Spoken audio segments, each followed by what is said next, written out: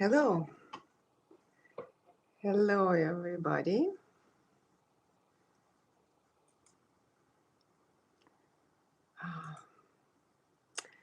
Let's see if I'm visible and I'm audible. I think I need to adjust this a bit.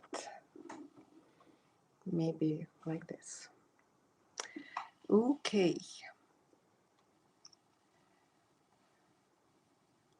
So, it would be nice to see. Oh, I guess there are 5 people, right? And you can hear me fine. There are no problems with sound, I hope. Okay, so here we are again after what, about a 4-month break. I so much hope that I will be doing it more often these days. Let's hope together. Today, I will, as usual, I will start with sort of pre-formed questions, questions that were asked not in the chat yet, but previously. And one of them was to elucidate things about Sevcik, our dear beloved Sevcik, exercises. So one person asked me about whether Opus 1, Sevcik number 1, are good exercises for intermediate players. And there was a question, I think, about stretching. So let me see. Let me see if I understood the question correctly. Let me think. So if I got it correctly, the question was about the Sevcik, the very, very first, Opus 1 and number 1.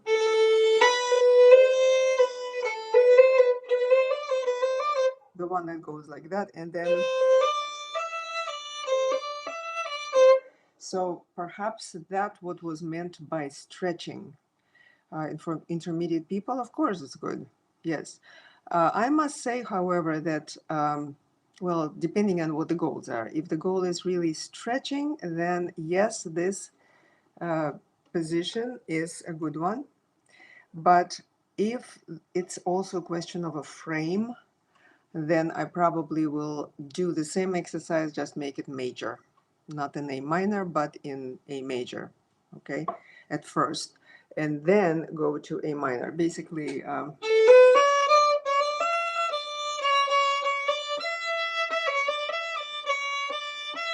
and then move the second finger here. So that would be the best way to train the hand to sort of stretch correctly, even though technically it's not a stretch, shouldn't be felt like a stretch, but perhaps for intermediate it would be. So let me see. I don't see anything in the chat. Does it mean that there is nothing in the chat? Let's see. Yeah, should be here. So please go ahead and ask me something. Otherwise, I'll have to go on the previous things, and I'll soon run out of the previous ones. Okay, so that was one Sevcik. Second Sevcik that somebody asked me. Oh, thank you. You love my hair, and that's great because I like this hair too. So it makes 2 of us. All right, let's see. Now, I'm reading that somebody learning the Russian method and was trained by, Ruta. Is it Ruta Kromovich, right? Is in Florida, correct? And she was trained by Oyster. Yes, that's correct. Yes, and actually, no Ruta we have met in the past. So that's great. I mean, Russian method or not, it's really kind of a sound method of playing. I would not necessarily call it Russian because we're based on Franco-Belgian school. Everything that Oistrakh did and we did, we meaning in the Soviet school during the Soviet Union era, it was basically all based on Franco-Belgian principles. So the Russian method is pretty much what I would say. It's just a method of schooling a lot of people. We had a great system of many music schools, and then those music schools went into like higher level music schools and then into conservatories. That was perhaps the method. But the method of playing itself is really, it's Franco-Belgian. Okay. Oh, hello, Giselle.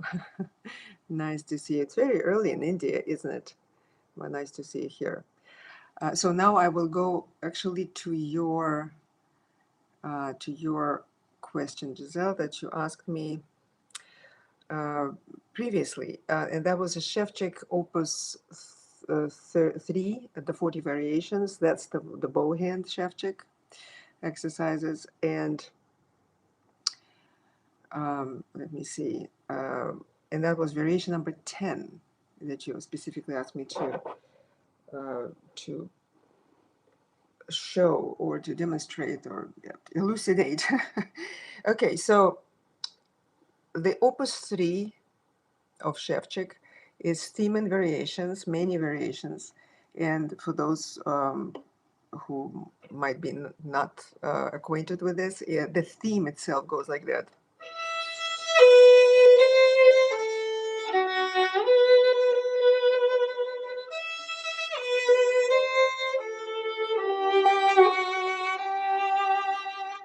And so forth. I'm playing it much too fast. It's actually in half notes and it's a slower tempo. But anyway, so that's a theme in Allegro. And then there are many, many variations. And we are going to variation number 10. That is called Allegro. Also, it's Allegro thing. And it's a spiccato variation. Now, what is also written in the text here is sciolto balzato. So sciolto balzato basically means it's a more Italian term for spiccato, which became an international term for the bowing. That is loose hand doing the jumping bow, basically what we call spiccato.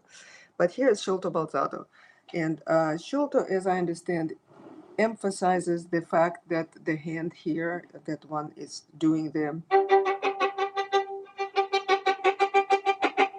that allowing the bow to bounce in the middle of the bow, that the hand is loose and that the hand is not tight. So if you do,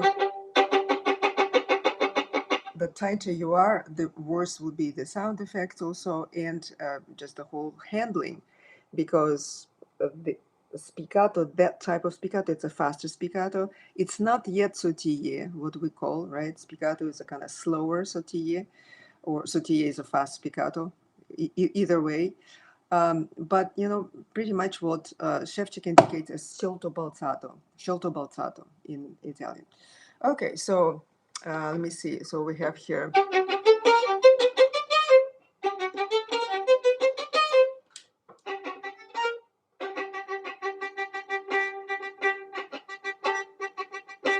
So the idea of this exercise is that you have 4 notes in the middle of the bow, and that sciolto balzato spiccato motion, and then you have 2 notes on the string. So I think that pretty much exercise is quite simple. What is not simple about it is that there are string crossings. And so what I would do, first of all, of course, training it to practice it, we do go to slow tempo. So I would go to slow tempo.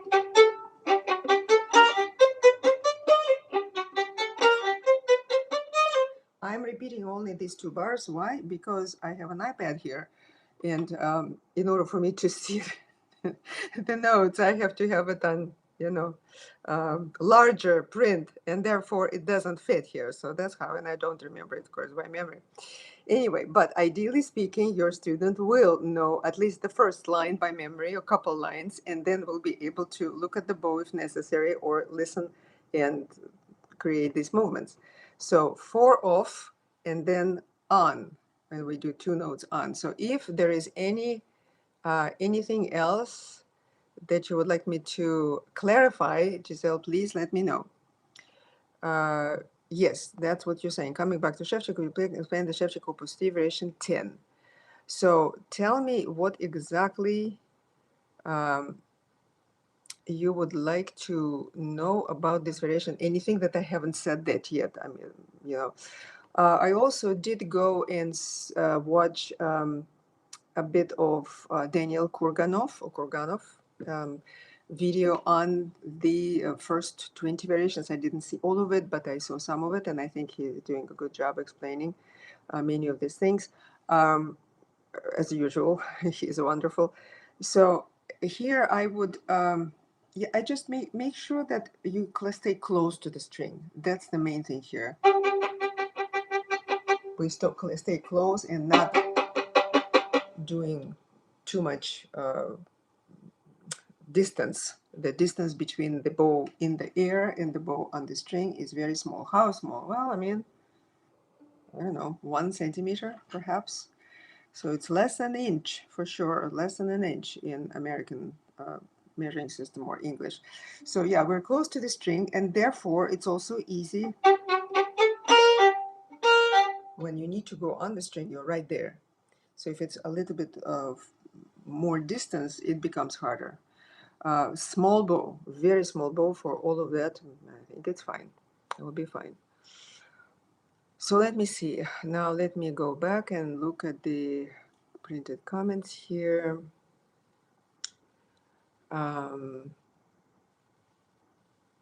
Good evening, Milton Music Official. Yes, good evening, good night. So now when I practice on part 1, volume 1, part 2, volume 6, which one should I practice on? That was the question of the Sevcik number 1, opus 1, correct? In volume 1, part 2.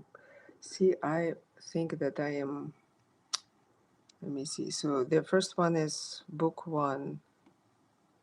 Maybe it meant to be next book.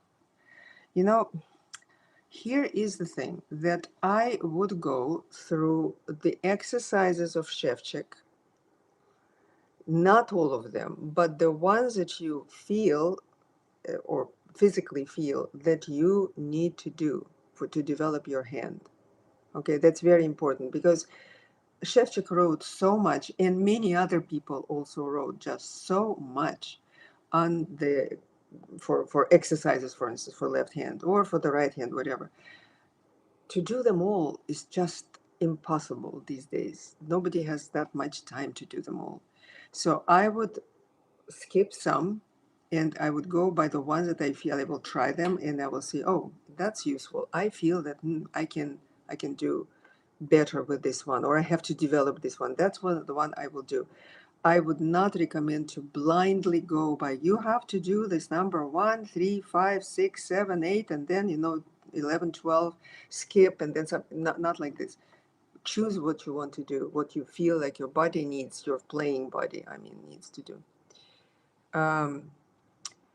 Would I recommend the violin playing as I teach it by hour?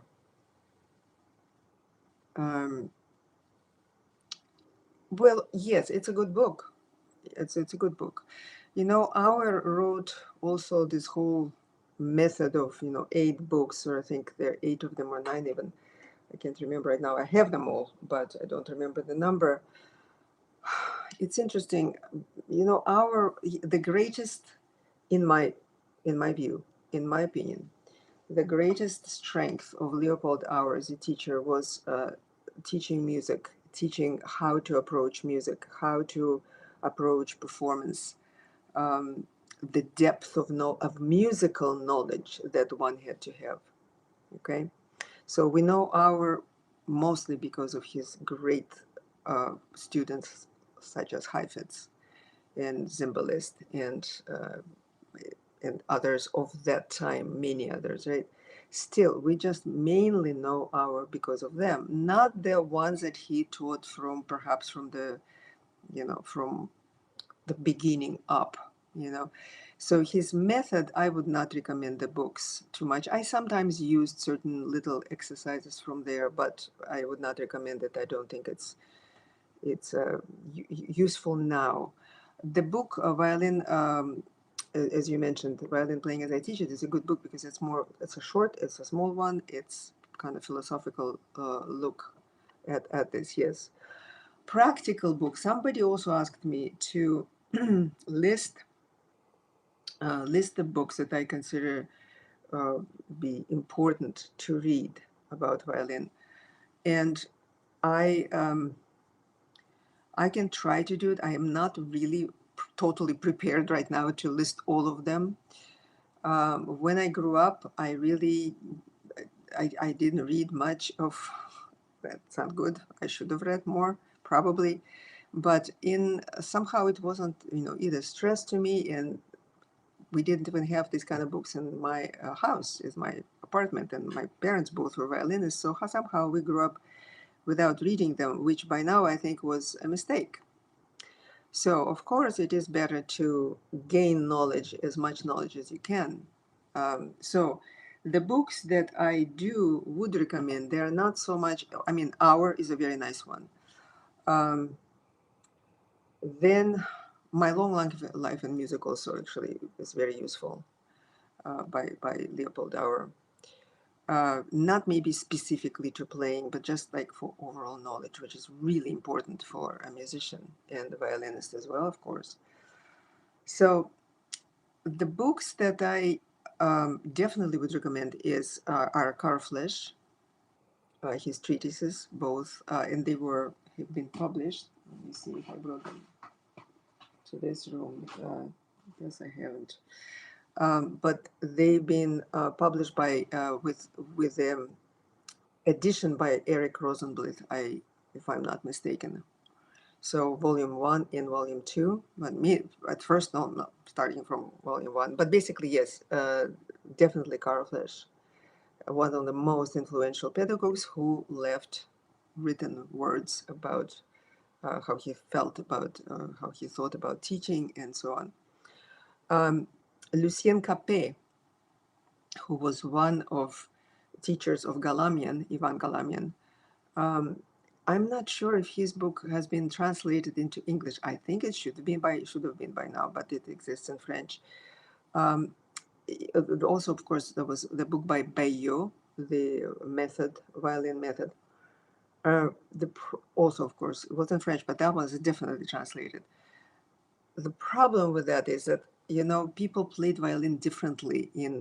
Back then, there were really schools of playing, and there was a French school, which is not the same as Franco-Belgian, and there was German school and so forth, and it's all dependent on how they held the bow. And so there was a lot of, how should I say, not very physiologically friendly advice back then of how to hold the bow or how to hold the arm. And you would see pictures, old pictures sometimes, when the bow had to be held like this, and actually the book would be placed in here, and they were supposed to bow like that with the book in your armpit.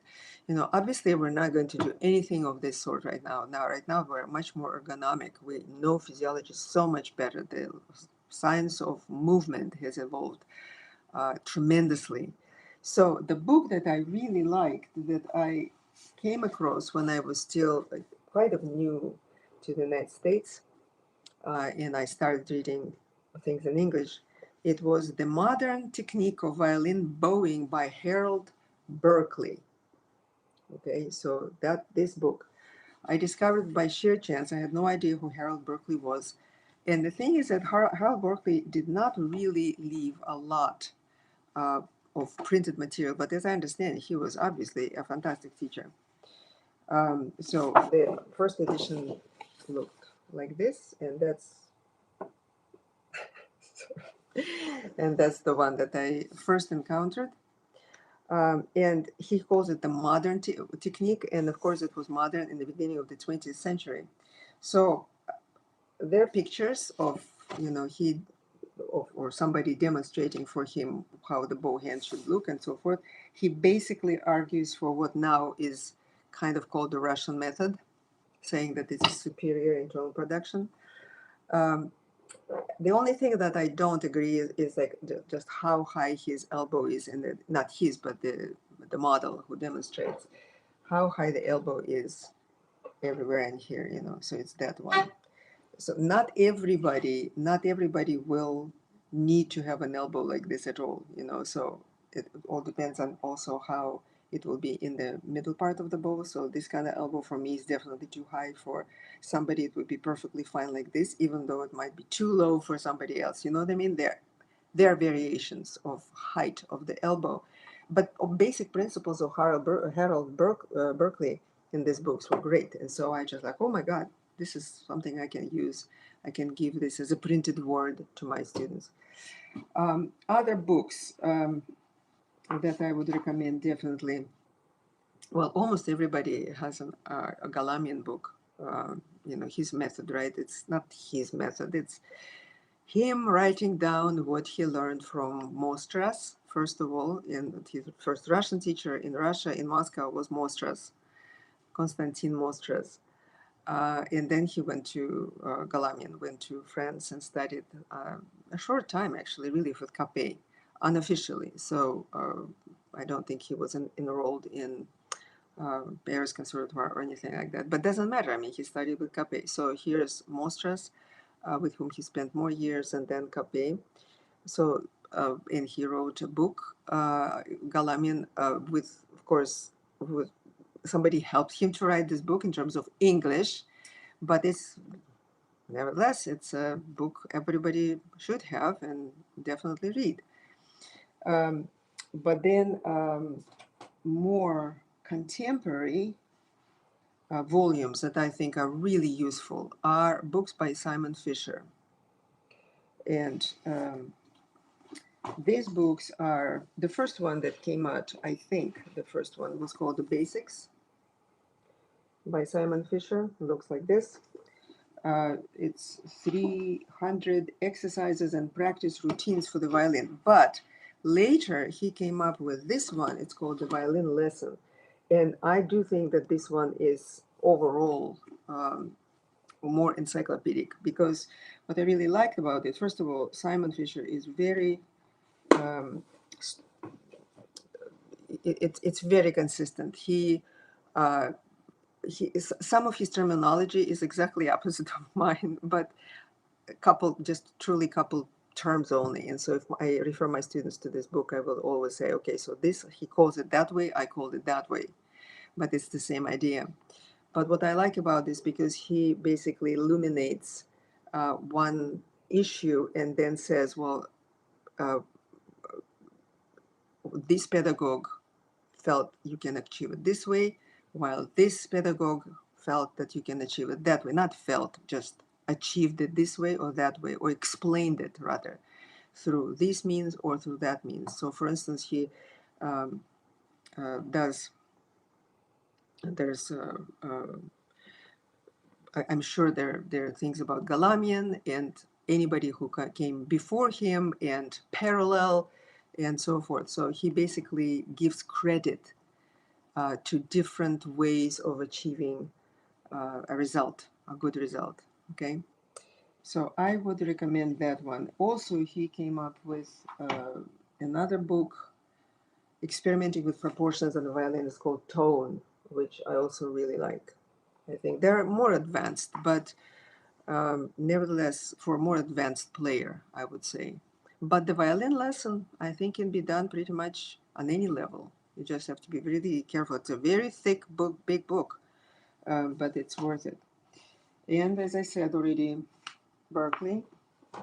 Then my dear friend Roland Wemus came up with, not came up, he published two books relatively recently, and one of them is Exercises for the Violin in Various Combinations of Double Stops, with the preface of Rachel Barton Pine. It's a very short preface, and these books are not so much for reading because there's not much words in there. It's mainly how to just practice. It's exercises.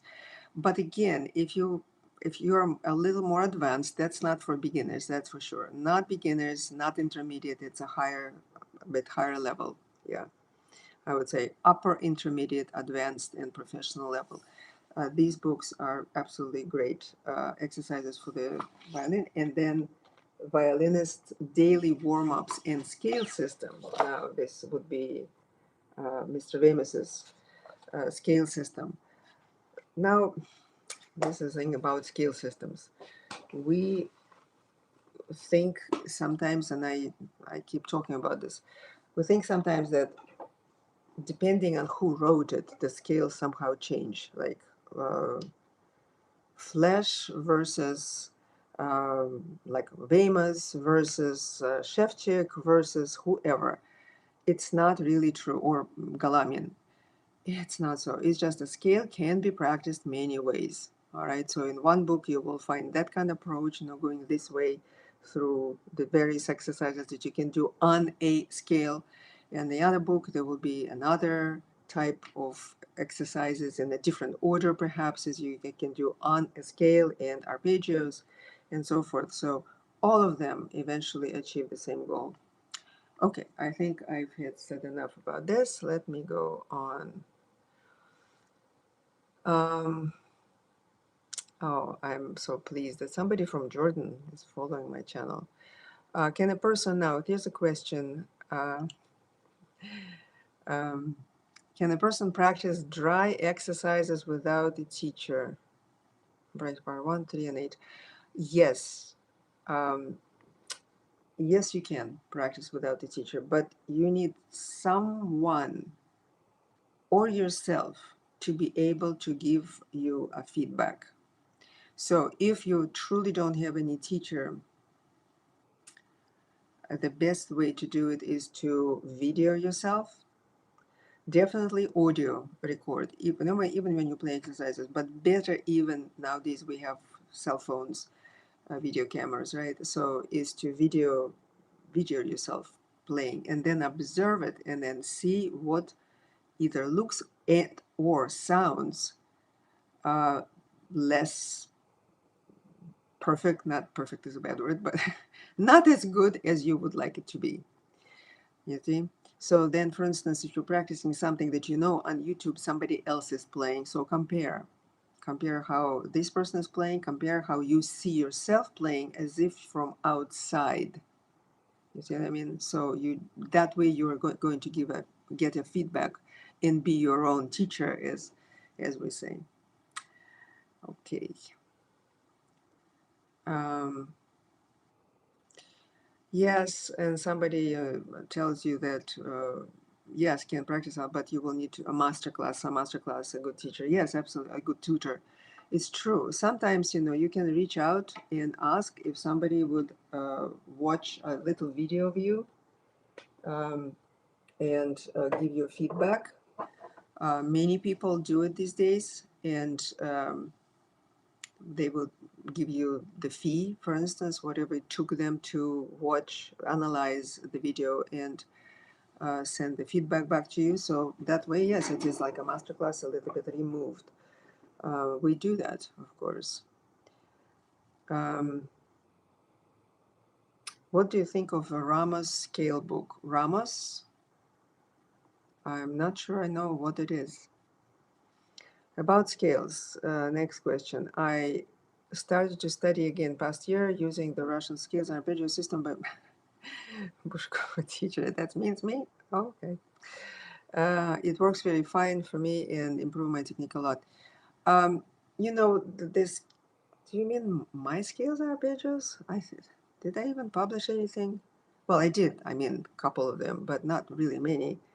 So, as I said, they're very good scales for intermediate, for instance, intermediate to an intermediate level by Barbara Barber, printed in the United States.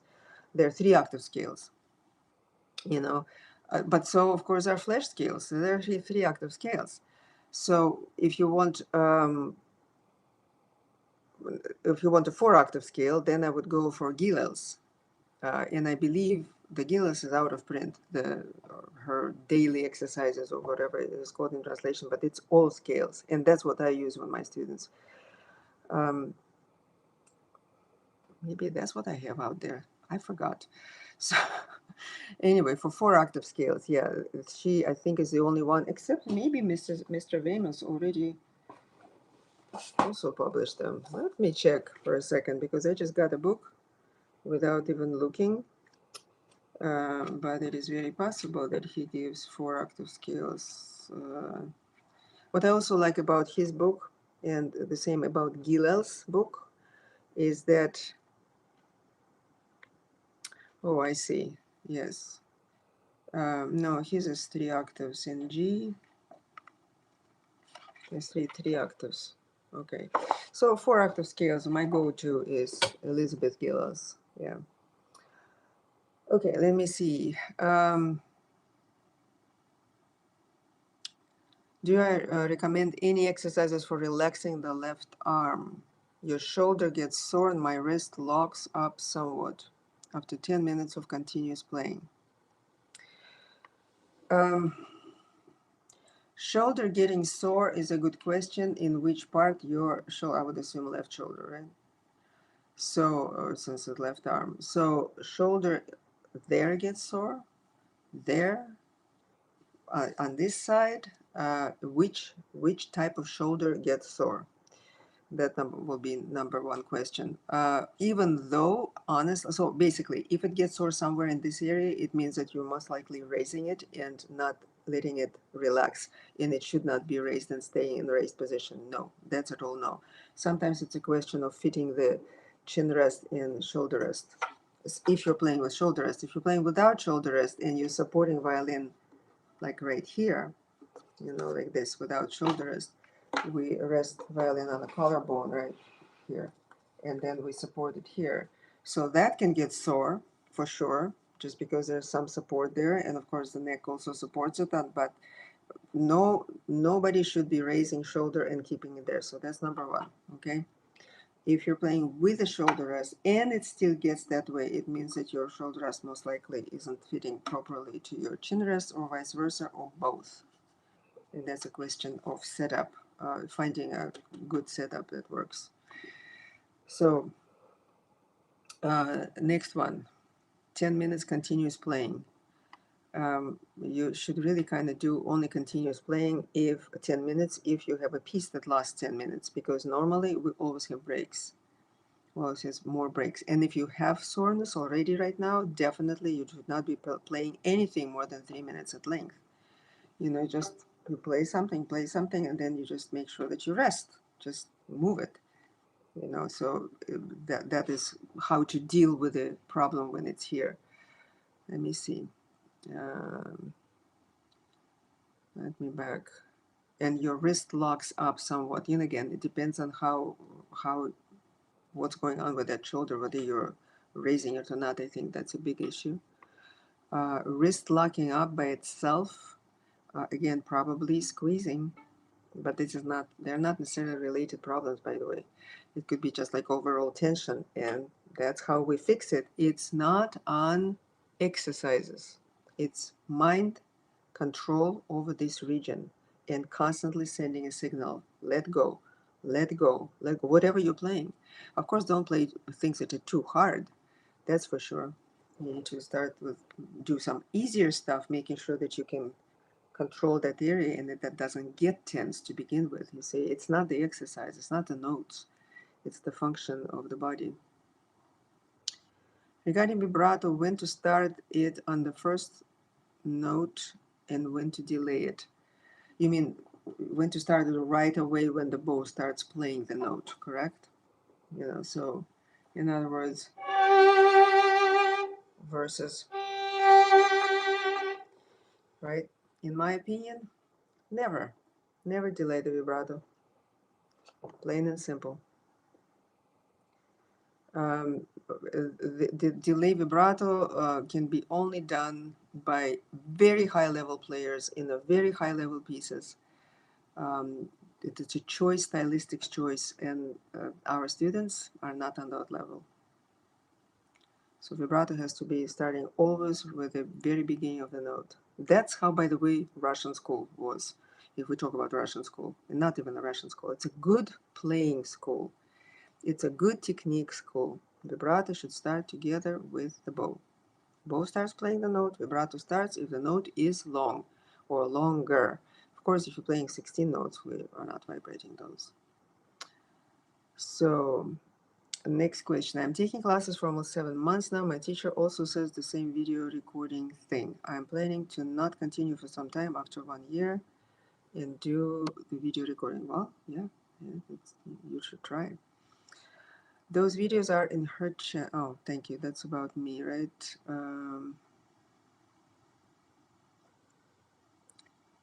Okay, well, thank you so much, Milton Music Official. Thank you for your nice words. She doesn't like delayed vibrato. That's for sure. None of us liked delayed vibrato. Delayed vibrato was a curse, was considered to be in Moscow Conservatory. You could not delay vibrato. No, because that was just a sign of poor technique. You know, when I came here to this country, and it was many years ago, of course, I've been here longer than I've been over there by now. And I first heard delayed vibrato only on the radio, only when I listened to Baroque music. And it was an eye-opener for me. The Baroque music was altogether an eye-opener for me, and back then, and very new, because when I came from Soviet Union to United States in the year 1987, there was nothing Baroque that we even knew about in Soviet Union. We were still kind of behind the basically Iron Curtain, it was called, right? So here, coming and start to learn, oh, that such a thing exists, you know, so forth, and then listening to it on the radio, delayed vibrato was used there in Baroque style. So when playing Baroque style in Baroque pieces in Baroque style, or I would say on Baroque violins, on a Baroque violin, that's of course when delayed vibrato or no vibrato at all is used, or very tiny vibrato, and sometimes that can be delayed. You see, there's a big difference between this, for instance. Okay, no vibrato at first and a tiny bit of vibrato later. Tiny bit. So, and this, right? This, the last one, is what is one of my students, or many actually of my students that actually teach it in schools, in public schools, teach orchestra, for instance. They call it pop singer vibrato. You know, there's a flat note and then suddenly vibrato. Ugh, it's terrible. Nobody should do it. But it's very easy, because it's easy to put the note, I hear the pitch, and now, oh, now I will start vibrating. I mean, it destroys the phrase, it destroys musical line. What can I say? So with us, it was completely prohibited to do that. So we had to do it together. Let me see. Oh, the famous scales, John 6, 9, 18, right? Meant famous scale. Yeah, I mean, I just looked at them right now. They're probably great. You know, I bought the book because I love Roland and Almita Wemus, and I've been acquainted with them for many, many, many, many years. And we had many students back and forth teaching. But I haven't looked at the actual scales yet. They're probably good. Let me see. The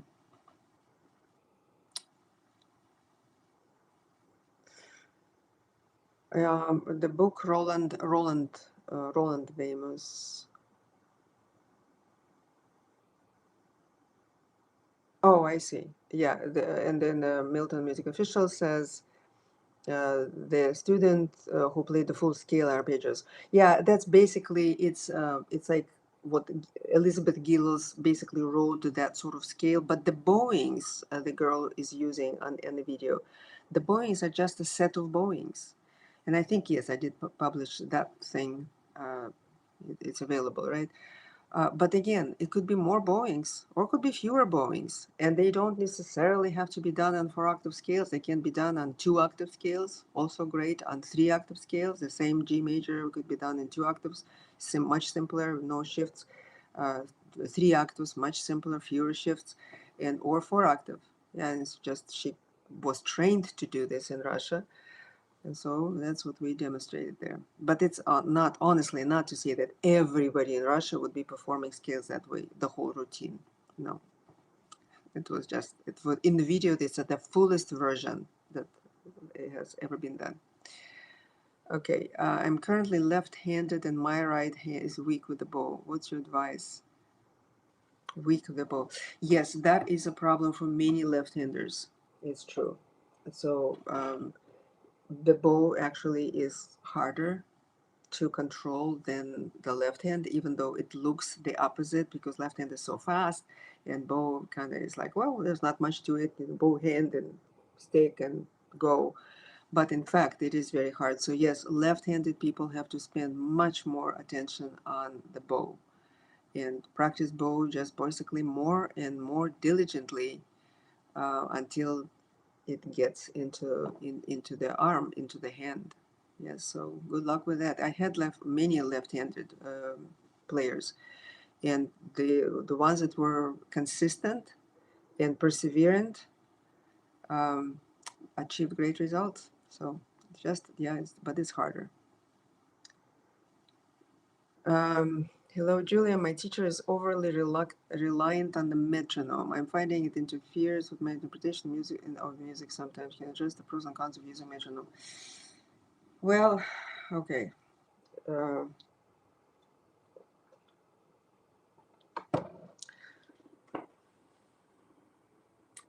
it's very important to be able to play with metronome musically.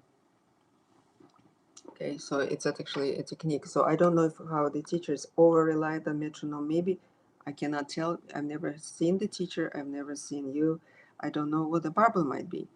There are some people whose sense of meter or rhythm just wobbles. And I've had very good players whose sense of rhythm was, well, pace, I would say, not so much rhythm, but pace. So here, for instance, this metronome at 100 I have right now. And let me see what I can play here. I have to improvise.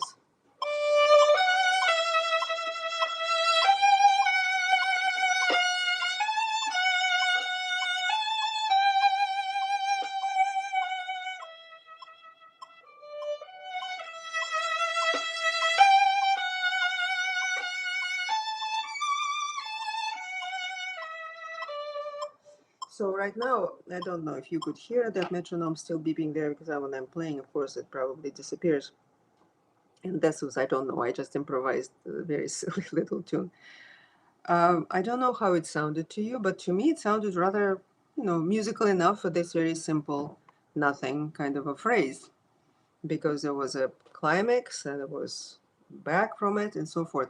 And meanwhile, that was done with the metronome at 100. Each note was 100. One time I took a little bit of time at the ending of the very first little phrase because it had to breathe. And after that was my choice to either regain my metronome or let it be offline, sort of off beat rather, but keeping that off beat to the end of my little improvised passage. So the first question is, why is your teacher really pushing to play for you to play with a metronome? There might be a reason. I'm not wanting to offend anybody, but if the sense of pace is wobbly, that's what might be why. Okay. Another situation could be the teacher really was taught that way themselves and they just blindly follow that with their students as well. Well, in that case, again, the best thing you can do is to play the passage, whatever that is that you're working on, or a phrase, and that you feel that it interferes with your musicality. Play it without the metronome and record yourself. Video record or audio record. For that, my audio recording might be even better. So when you listen back to that recording right away, you take a separate metronome, not the one in your phone, obviously, and start noticing like there's a tab button,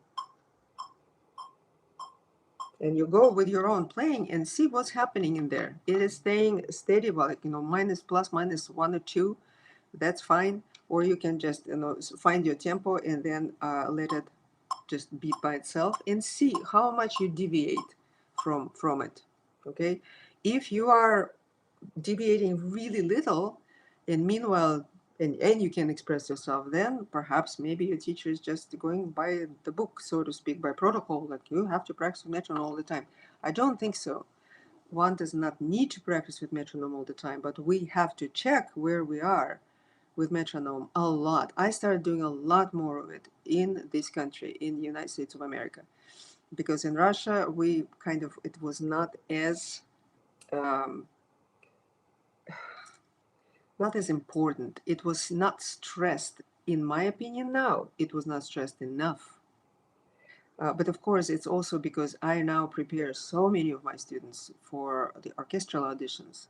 And there, your sense of rhythm has to be absolutely dead on, which in just, you know, practicing for your own soul and whatever conservatory playing, some recital, you can be kind of what we call all over the place, and it might fly, but it will not fly in the orchestral audition when the sense of rhythm is checked so much, and it has to be very precise.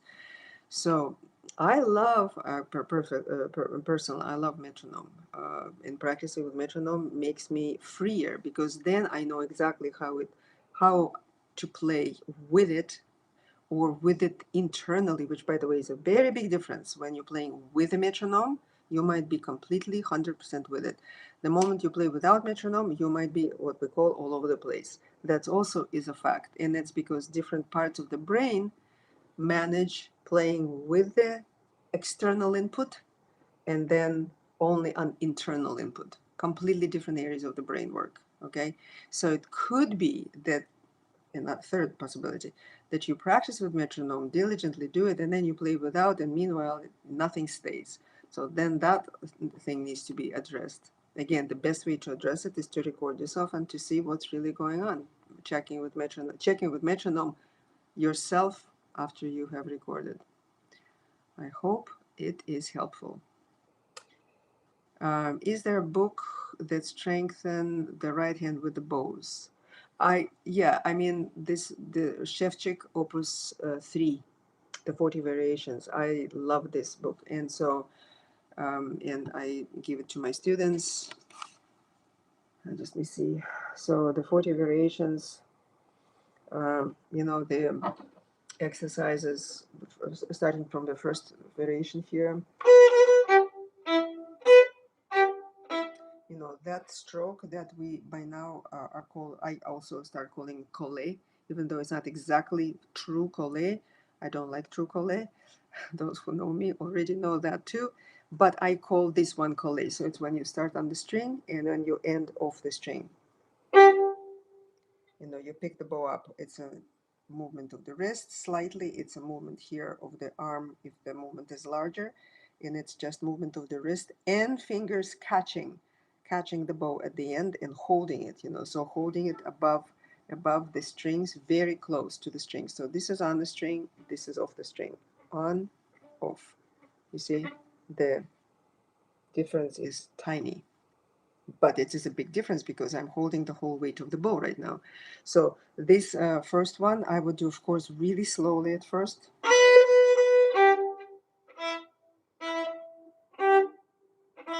Here is a catch, catching with the fingers and holding in the air, but the movement itself comes from here.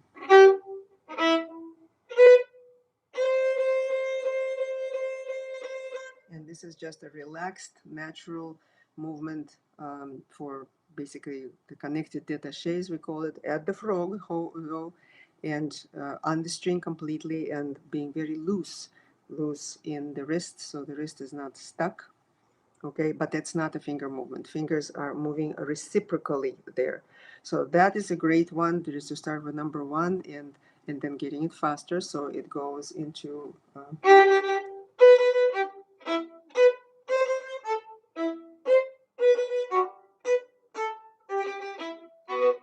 and so forth, you know, in up to tempo that's written there, and so forth. And there are many exercises starting from slow and then to fast and constantly training that ability to hold the bow. That's pretty much what it is. Okay.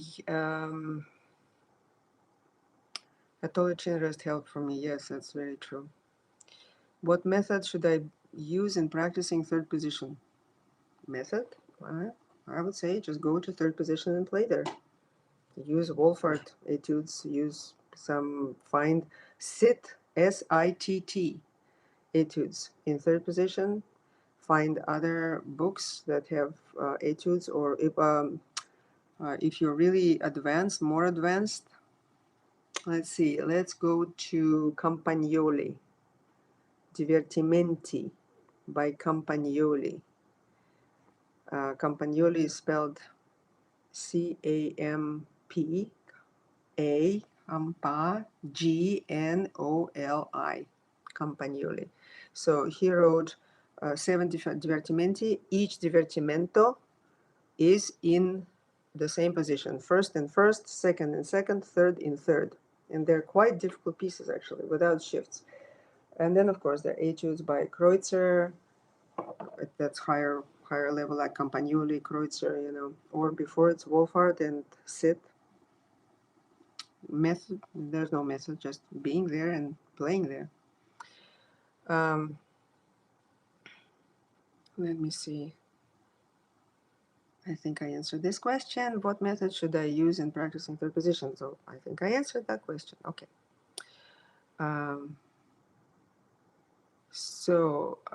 In what scale third position is different in each scale?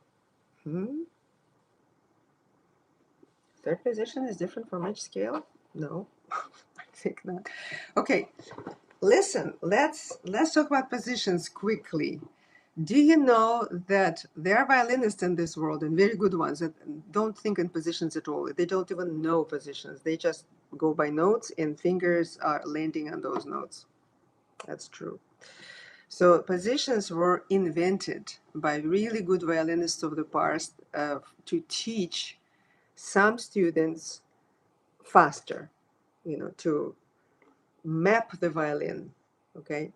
And at first, there was no such position as, so okay, there were positions, the very first positions that appeared was the first one. And by the way, this one, which right now commonly we would call second, or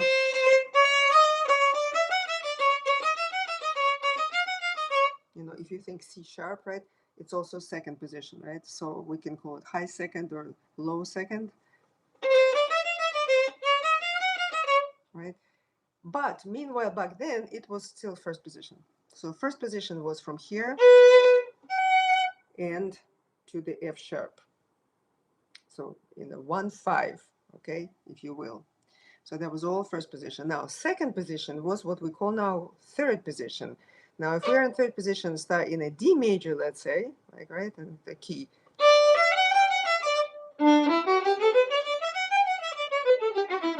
Okay, so that's a D major. It's a like middle of third position, perhaps, but or just third position. You could lower it to D flat.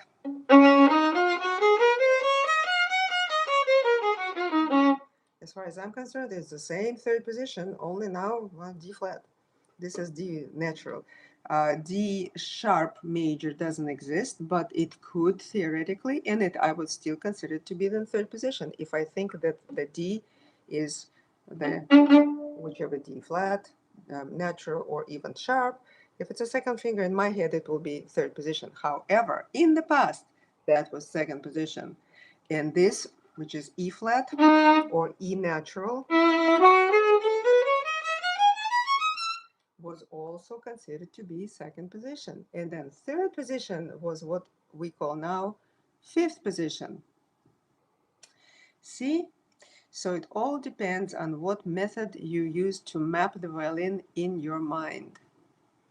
So is there 3 or 2 third positions or second positions? I would not clutter my brain with that. But if necessary, if I'm playing sharp, for instance, in C major, here.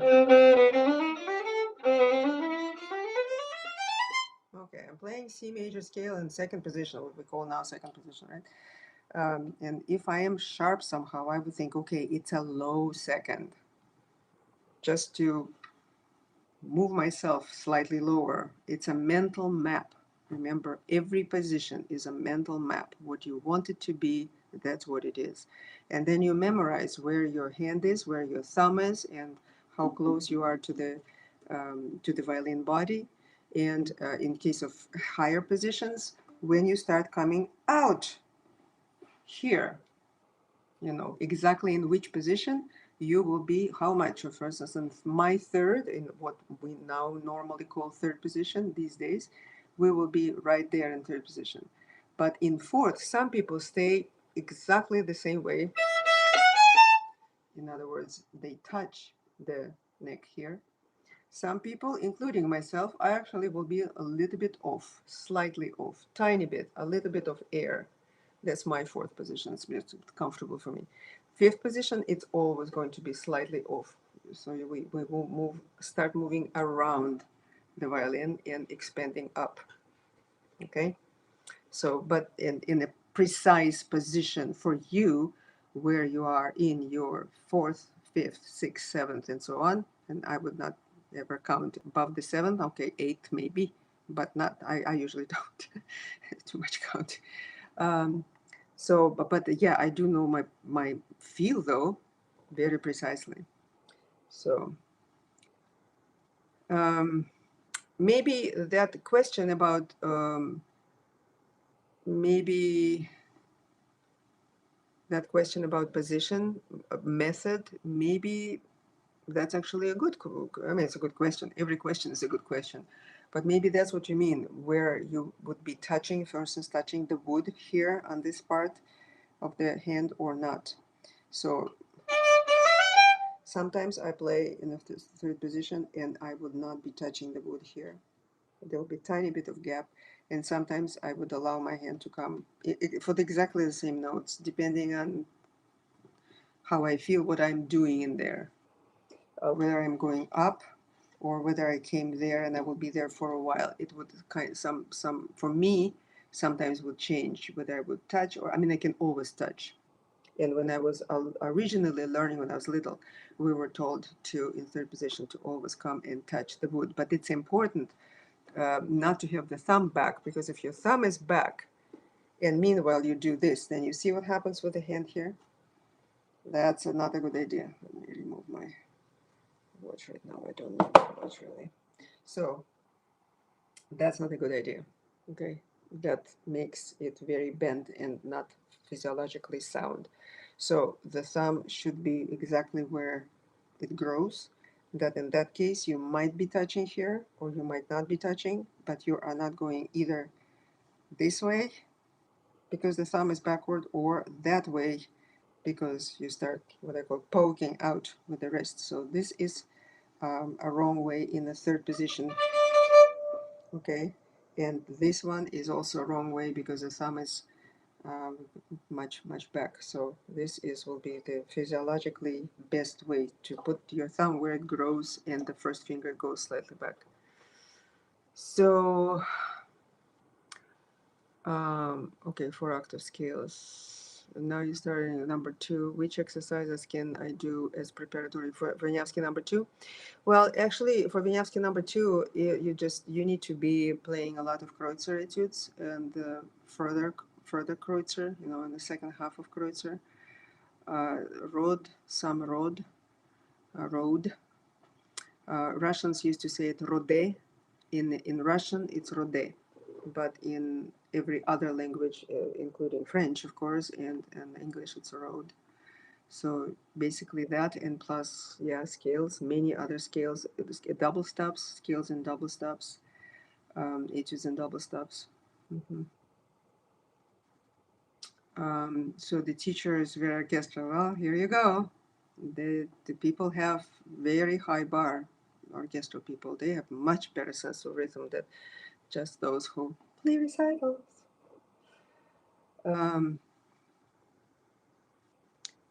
Latin American, I understand. Okay, specifically in ways his technique of my first measure of Thais. Oh, really? Thais, first measure? But you know, there it should be perfectly fine with the metronome, whatever. Okay, that is way too fast for Thais. What is the tempo for Thais there? Let me see. With my friend metronome here, also too fast. By the way, I have a video on Thais. Why do I do this? I mean, you can go and look up this video that I do. I mean, first bar, you know, that one.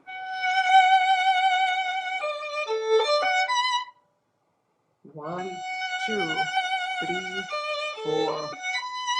You know, if you check it on slur.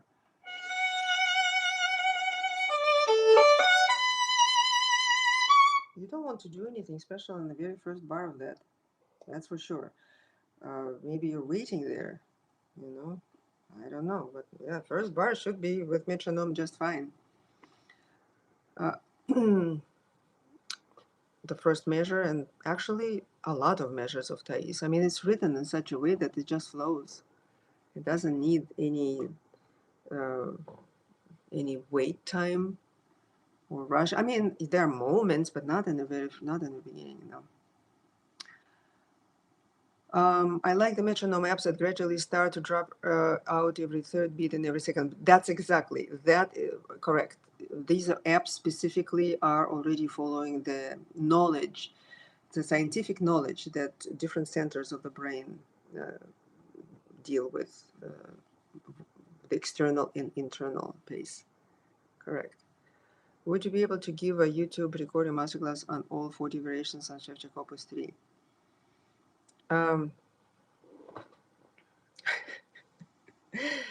I know, my dear Giselle, you love exercises, and I don't, you know. I would do them, not the Sevcik right now, not about Sevcik in general, exercises. Exercises are there so that music is there, so that whatever doesn't work can be fixed and then put into where it belongs in musical piece, you know.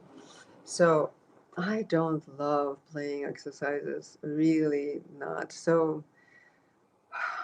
if somebody would pay me very good money to do all 40 variations, I would do it. But by itself, probably not. I mean, there's no need, in my opinion. I'm so sorry. There's just no need.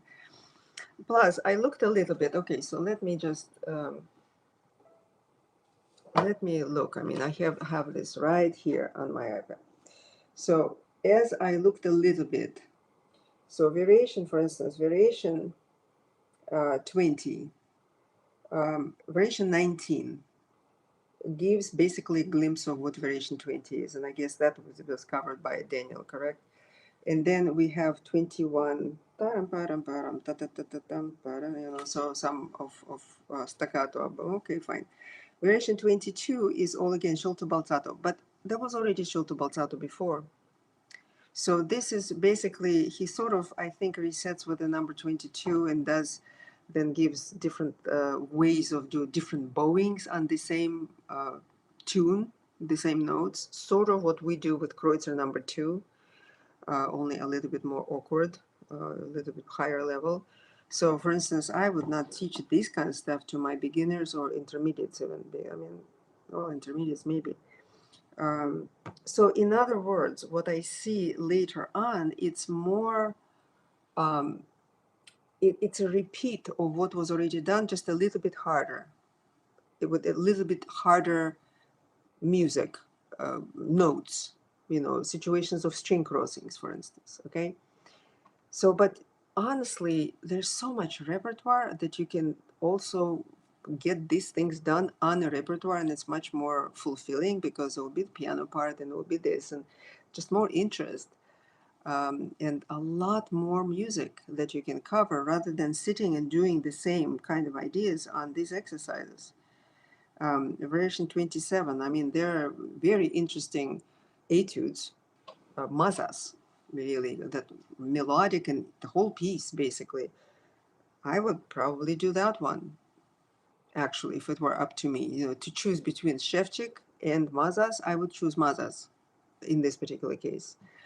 Maybe again, sometimes maybe you can use this one because you ran out of other choices. But in terms of methodically going through all of these things and going, okay, what's done in which part of the bow and whatever. I mean, by the time people should be able to do those exercises.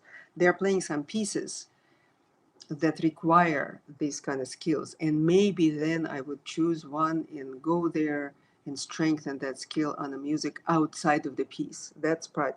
But honestly, for me to go and do all of that and to look up all these notes and everything, I just don't see the need. I mean, I would go for more musical materials than Sevcik. Sevcik wasn't that really. It's not my favorite composer for music purposes, you know. So nothing against Sevcik. It's my personal opinion. But anyway, so I don't think I would be interested in doing all 40 variations on Sevcik, but some specific ones, sure. Is that a new violin you're playing, Professor Bushkova? Oh my goodness. Very observant. Very observant, John. No, it's not new. It's actually by my very, very old one, and it was out of my hands for a long time. Some students of mine were playing on it, and so now it's back to me. Let me see.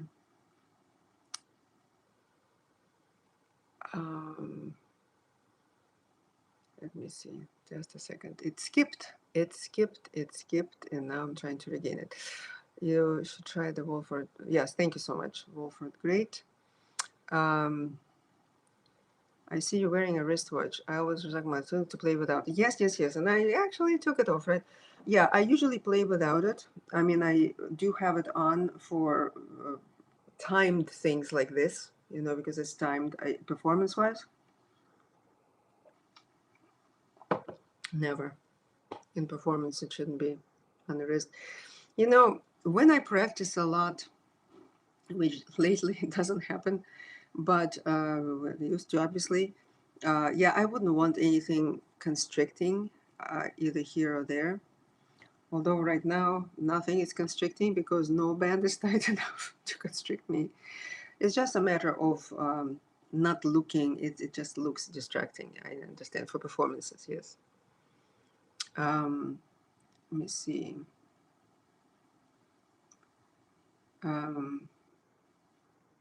Now, yes, I usually take my wedding ring off when playing, but never thought about my watch. You know, wedding ring again depends. So, for instance, I specifically like a very thin wedding ring because back that is you can stretch fine. I mean, again, it's personal preference. But I had several students of mine who had fancy wedding rings, and if one has a fancy wedding ring, I would wear it on the right hand, you know, and then never take it off. But on the left, if I had several students who lost their wedding rings because they would take it off and then forget to put them on and leave it somewhere in some practice rooms. But whatever is good is good. 4 a.m. What kind of violin masterclass? I don't know. Could you check my question a bit before you skipped a moment ago? Francis, just a second. Sorry about that. Let me go and find that question that I skipped.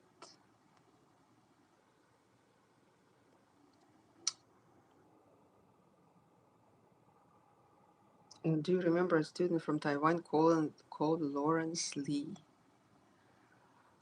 Ah, I am sorry. I don't remember Lawrence Lee. I'm very sorry, but maybe by other name? Oh, here I see a question. What are your thoughts on managing the feeling of firm grip of the bow and at the same time letting the bow fly inside the hand?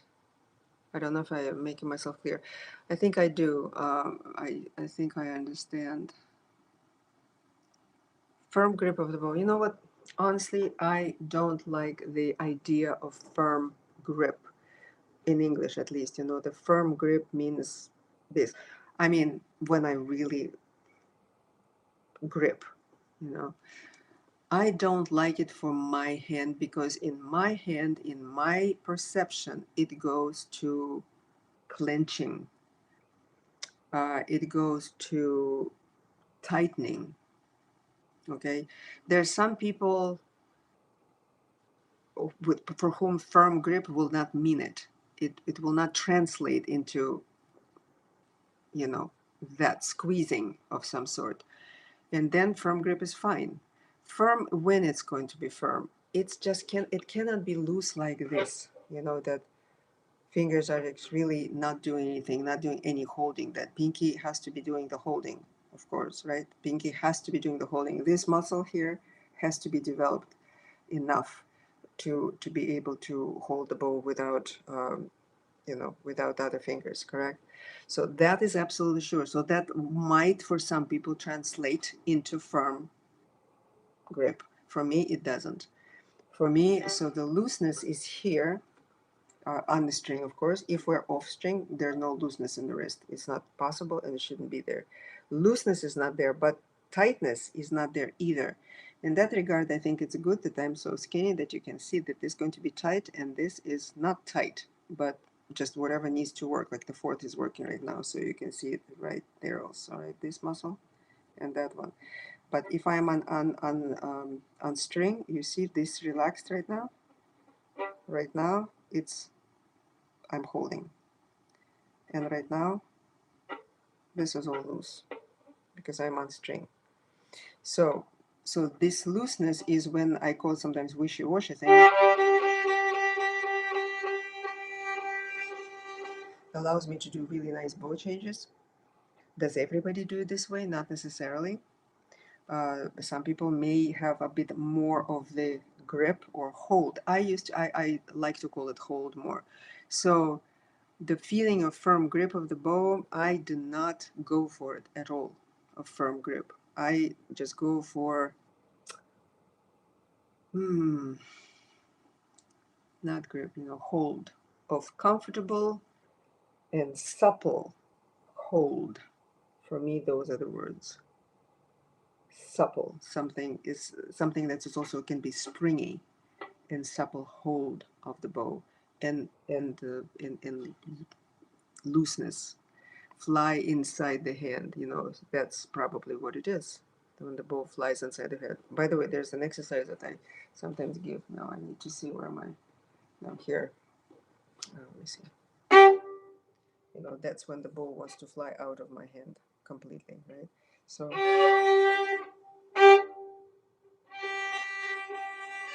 and when I go,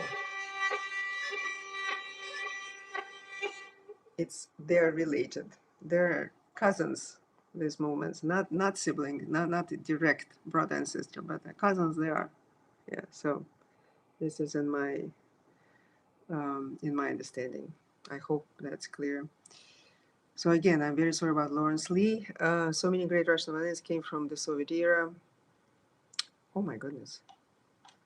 Thank you very much.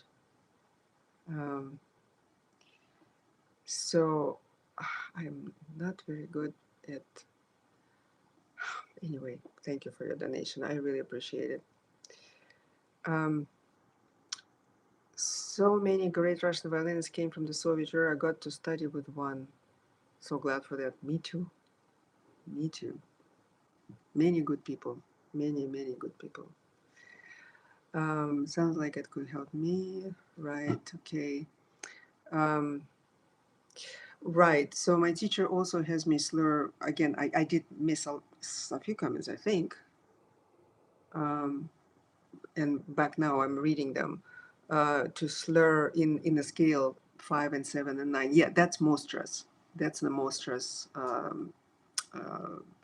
I think that was published because all of the Moscow Conservatory did this, and Mostra's, of course, was older than Oistrakh, so that came from Mostra's. Okay, I hope I did not miss any more comments.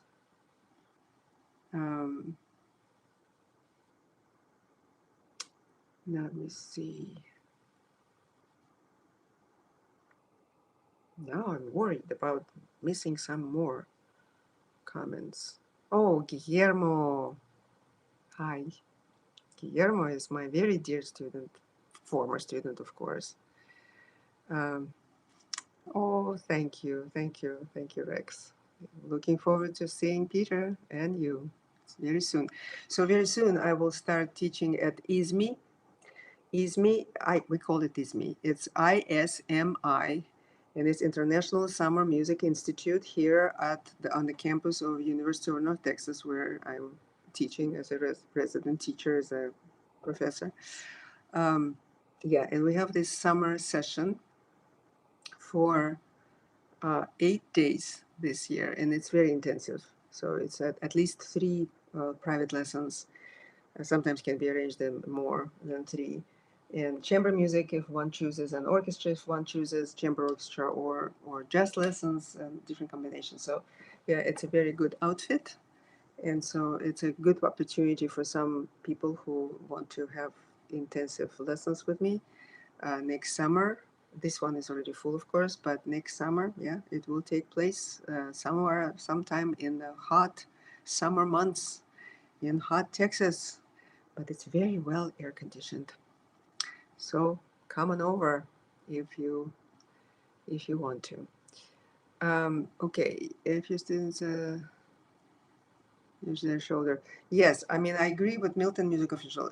So students are if people are skinny, it's very hard to play without shoulder rest. It just physically hurts.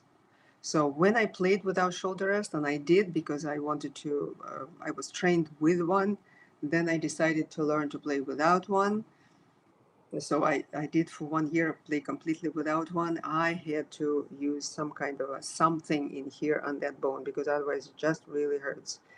But yeah, if there is padding, as we call it, it's much easier. Okay. Is there anything outside of violin playing that has inspired your personal violin playing and teaching? Anything outside of violin playing, my personal violin playing and teaching? Well, probably not, because I started playing because of my mother, really. I wanted to be like my mother, and my mother was a great violin player. Um, she had this fabulous, gorgeous tone. And so I grew up with this, and of course, and I wanted to be like her in everything that included the violin. So, yeah, it was, I mean, it's either violin or music itself, yeah. So, but outside of it, specifically to playing, later, teaching-wise, yes, I started using a lot of knowledge from sports, yeah, because basically we are athletes. We're athletes of fine muscles, as they call us. But not only fine muscles, because we also stand or we sit and we have to address all the other muscles. So yeah, I started being interested in sports techniques, mental techniques, because they're always ahead of us. There's so much more money in sports, and therefore much more research and just books on how to handle performing anxiety or nerves or movements, physiology of movements. So yeah, so that, but it's for teaching. For playing it, my playing was all developed earlier than that.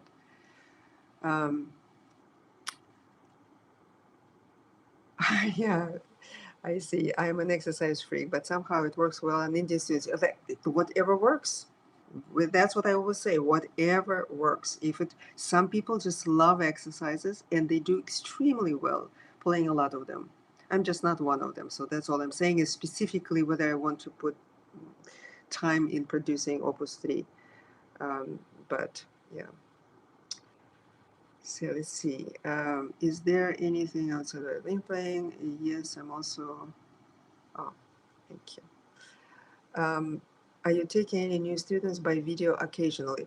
Occasionally, yes. It's not like I'm taking a new student. I can give you an occasional video consultation, right? And I've done it, of course, it all started from COVID, during that time, of course, we were all grounded. And so I taught a lot of lessons all over the world, all over the world. That's how I met some of my dedicated group here.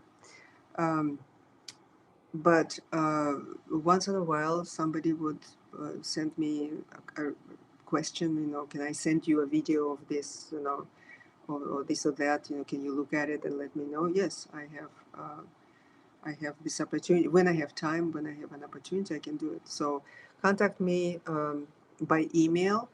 So this email is attached to this channel, violinclassusa@gmail.com, and we can arrange something. Now, it's during summer. Once I start my teaching during the year, almost impossible. And that will start from 17th of August. We start early. Guillermo, I switched my wedding ring to the right hand only while playing and go back after I'm done. Oh, I mean, that's another thing. Yeah, no, absolutely. That sounds better than my in a pocket. Yeah, I mean, pocket, or especially, as I said, on the music stand. Oh, that was just a nightmare when one of my students in the past had just lost it. I don't know. I didn't want to be him going back home to his wife. Okay. So let's see. I am glad to catch that. Well, it looks like I came to the end of all the questions, which is absolutely wonderful, because this is about time when I start feeling that probably a good idea to finish the stream. It's getting really warm in this room, and I want to switch my air conditioning back on. So it was lovely to see you all. As I say in my videos, I hope this has been helpful. And yes, you can always email me with to this email attached to this account, and I will do my best to reply. If I don't reply, please don't take it personally. It might be some situations outside of my control once in a while, but hopefully we'll be in touch. And next stream will be also happening not 4 months from now, but sooner. Let me see. Yeah. Goodbye, everybody. Nice to see you all and interact with you for sure. Thank you. Bye-bye.